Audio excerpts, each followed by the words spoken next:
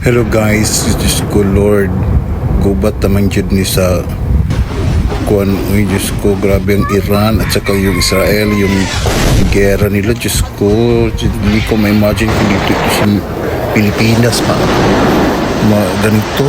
Diyos ko, yung mga ano dyan, yung mga Pilipino, sana mag-ingat dyan, sana mag-pray, pag-pray natin lahat ng nasa abroad, lalo na sa Qatar, sa Dubai, sa Saudi, Diyos ko, sa Abu Dhabi.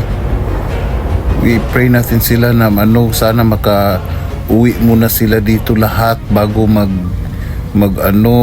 maggera doon sa kanilang lugar. Diyos ko, mga Pilipino, Diyos ko, wag niyo silang pabayaan, Lord.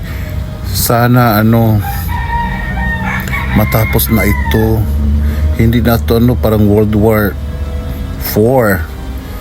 Diyos ko, Lord, tingnan mo yung Diyos ko, kawawa ng mga bata yung nasa hospital na wala talagang pinipili yung gera na yan, mayaman, mahirap. Pag matamaan ka ng bomba nila, Diyos ko, ay naku, mautunin mo yung yung mga bomba nila, Diyos ko, mga high power. Ay naku, Diyos ko, Lord, sana tulungan mo sila.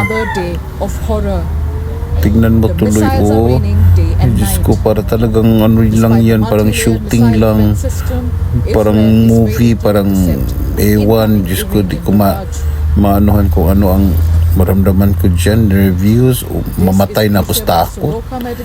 Diyos ko, Lord, ganito tingnan mo, hospital